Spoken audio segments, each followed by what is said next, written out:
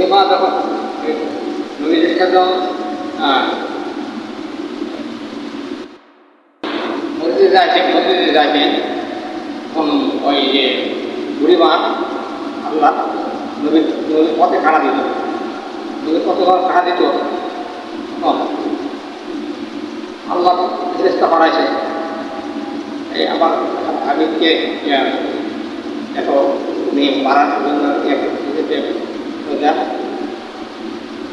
নূরের মানে ওই কাটার বোঝা নূরের পর বিষয়া দিছে, নূরের পর বিষয়া দিছে। আমার রাসূল পার হয়ে চলে গেছে, কোথাও থাকেনি, কোথাও থাকেনি, পর বিষয়া দিছে, উনি পরে চলে গেছে। যা নামাজ কালাম পড়ছে পড়া পরে বাড়িতে উনি বাড়িতে চলে আসছে, না পাঠায় চলে আসছে। আসার পরে আবার তখন শুনতে পাইছে যে ওই যে বুড়িমা পথে কাটা দিল ওনার নাম অসুখ হয়েছে। অসুখ যখন হয়েছে তখন আমরা রাতে শুনতে পাইছে তখন বুড়িমা দেখতে গেছে, দেখি বুড়িমা অসুস্থ, দেখতে গেছে, দেখতে গেছে যখন বুড়িমাকে দেখছে বুড়িমা কি হালত, বাবারে আপনি কে, তুমি কে আসতেছেন এখানে? বলছি কে এখানে? আমি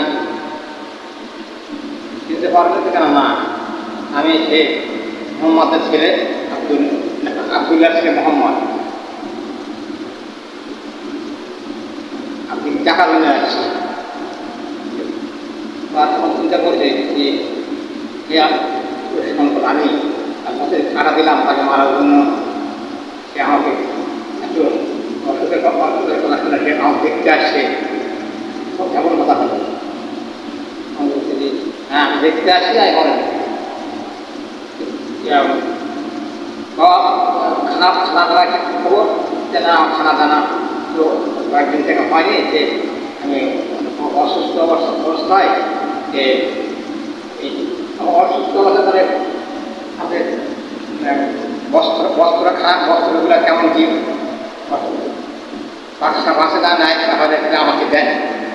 তখন দেখা দিয়েছে, তখন উনি নিজেই সে পরিবার বস্ত্রগুলো পরিষ্কার করছে, পরিষ্কার করে সে নেড়া দিয়েছে, দিয়ে তখন ওনাকে খানা পিনা পাক করতে করে ওনাকে খাওয়ায় সুস্থতা করে দিয়ে করে আসছে।